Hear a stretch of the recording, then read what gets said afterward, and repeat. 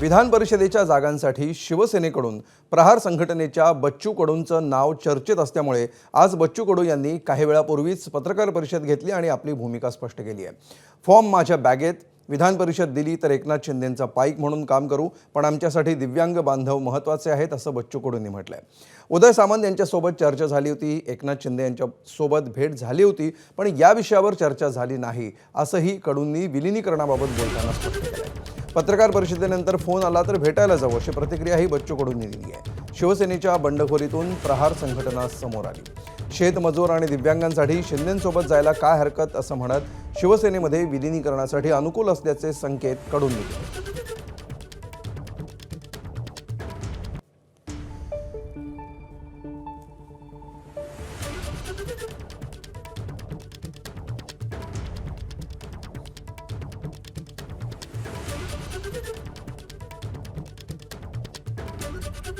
माझं असं मत आहे का जर सन्मान शेतकरी मजूर दिव्यांगाचा सन्मान करायचा असेल तर जरूर निर्णय घेतला पाहिजे आणि आम्ही ताकदीनं बिलकुल म्हणजे शेतकरी शेतमजूर आणि दिव्यांग बांधवांना न्याय देण्याचं काम आपण निश्चितच फार ताकदीनं करू।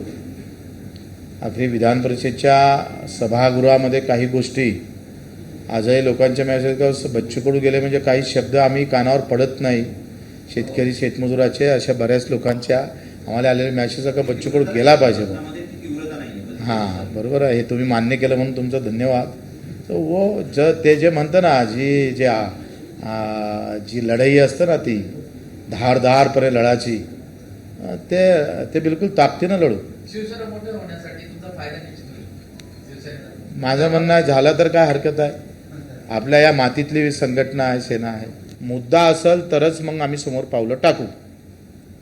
हमी भावाची लढाई आहे, मेळघाटातील काही प्रश्न आहे, स्कायवॉक आहे, फिरले मिल आहे चिलपूरची, शकुंतला आहे, एक्सप्रेस आहे, या ज्या काही महत्त्वाचे मुद्दे आहे, काही संत्र्याच्या संदर्भातले असेल, ऊस उत्पादक शेतकरी, आमचे द्राक्ष उत्पादक, कांदा उत्पादक शेतकऱ्याच्या प्रश्नावर मात्र भूमिका स्पष्ट केली पाहिजे, त्या संदर्भात भूमिका मांडली पाहिजे। विधवा भगिनी आहे म्हणजे लाडक्या बहिणीला तुम्ही 1500 देता, पण त्या परित्यक्त्या आणि विधवा भगिनी ज्या लाडक्या आहे त्या बहिणी आहे त्यालाही तुम्ही तेवढेच देता, ज्यांना पती नाही त्यांनाही तेवढेच, ज्यांना पती आहे त्यांना पण तेवढेच। हे काही महत्त्वाचे मुद्दे आहेत, त्याचा प्रस्तावसुद्धा आम्ही शिंदे साहेबांना देऊ। निवळ आमदारकीसाठी जावं एवढा काही नालायक बच्चू कडू नाही आहे। प्रस्ताव मला वाटतं मलाही तो माध्यमातूनच समजला। एकदा वगैरे ती भेट आमची झाली होती तेव्हा एक चर्चा आणि फोनवरून आम्ही सामंतसोबत थोडं बोललो झालं होतं, पण त्याच्यात काही स्पष्टता नव्हती।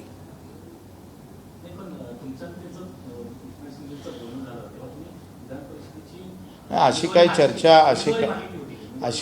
काही चर्चा झाली नाही। कसं आहे विधान परिषद, मला तर हेच माहीत नव्हतं, मी आता हिमालयातून पायी चालून आलो, म्हणजे मी आलो नाही हे त्याच्या दुसऱ्या तिसऱ्या दिवशी बातमी चालली एकंदरीत, आणि बातमी चालल्यानंतर मग थोडी एक चर्चा फोनवर आमची सामंत साहेबांसोबत झाली, त्याच्या व्यतिरिक्त काही झालं नाही।